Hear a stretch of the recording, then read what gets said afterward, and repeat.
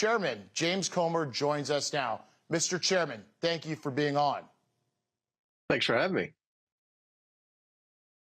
So we've worked on this together for some time, and the committee did such great work with the explosive depositions, the deep dives, and being like a dog on a bone throughout this whole process.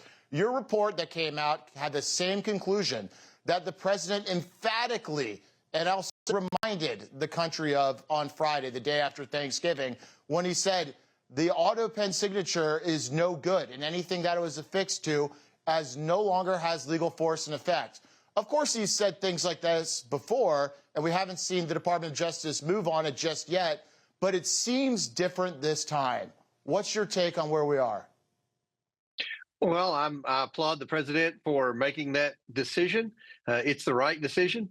Your all's oversight project did a great job discovering that the Autopen was used all those times in lieu of the president's signature. But I would go even further. Our investigation wasn't just about the Autopen, it was about the unauthorized use of the Autopen.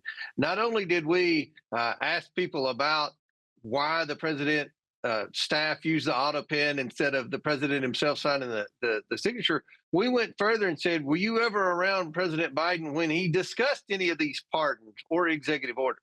And after hours and hours of depositions, there was never any evidence that Joe Biden had any knowledge of the use of that Autopen, much less the fact that you're not supposed to use Autopen, the legal document. But there was no evidence that Joe Biden was present in the decision-making process. And we also went by his calendar. We got from the National Archives. There were never any scheduled meetings to discuss things like the pardons, especially over the last 3 months of the presidency during the lame duck period, when the Autopen was used so excessively. And I would authorize it was used without any authority or participation from Joe Biden. So I think that the evidence is there in our report, the Oversight Committee report, that can be used in court to uphold, hopefully, an executive order by Donald Trump that makes all the legal documents signed with Joe Biden's Autopen deemed null and void. So your report is full of a ton of evidence to that effect, and the complete absence of anyone who could really explain how this was working or even make an argument of the president's awareness. But I'll also add, the president took to the New York Times and said, I think it was a few months ago, that he directed his staff to categories at one point towards the end to fill in the names as if it was a Mad Libs exercise for those near 2,500 commutations on January 17th. And I want to ask you about that specific set, the people that the White House claimed were nonviolent drug offenders. Well, it turns out a lot of them are violent. Now, the problem the Trump administration finds itself in is some of these people who had their sentences shortened are being released during the Trump administration. Some have already been released. Some are scheduled to be released.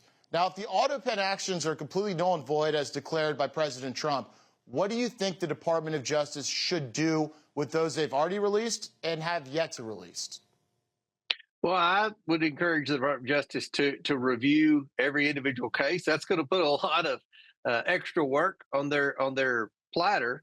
But at the end of the day, if they're declared null and void, then they could, in my opinion, legally be rounded up and brought back in. Now, that's going to be a decision up to President Trump. I'm sure many of the pardons were justified, especially if there were, things like marijuana possession and things like that. But what you're talking about, they never were properly vetted.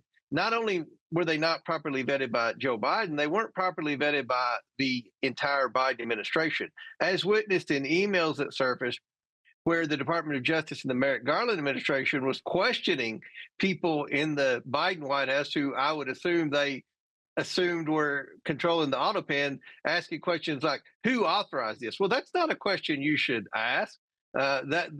If it's a pardon, the president of the United States authorized it. But even Merrick Garland's Department of Justice knew that Joe Biden had been pushed in the corner, and especially after his disastrous debate when he dropped out of the presidential race, when the Autopen really went wild and started signing everything.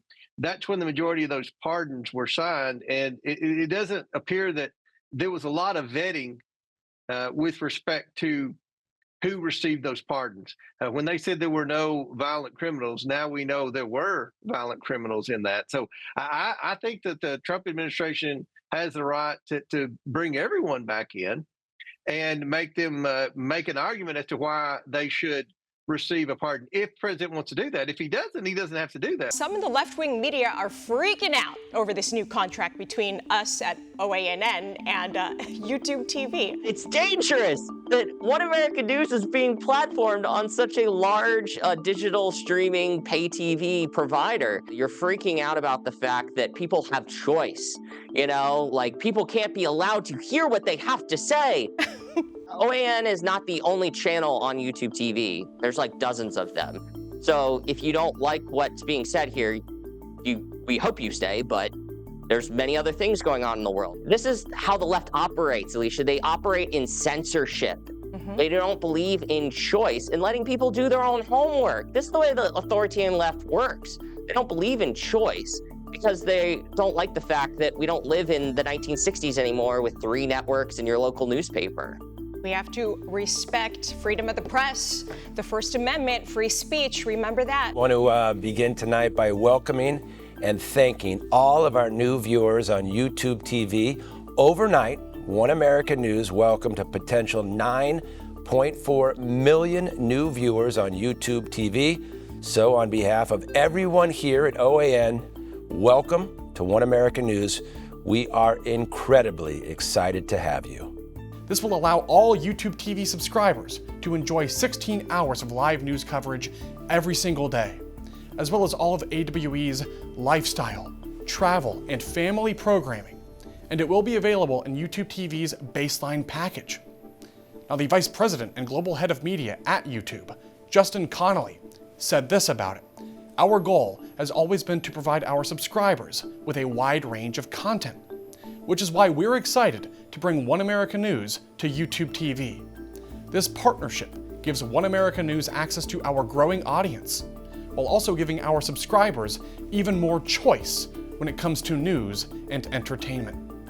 And we here at The Real Story are extremely grateful for the opportunity to now reach a wider audience.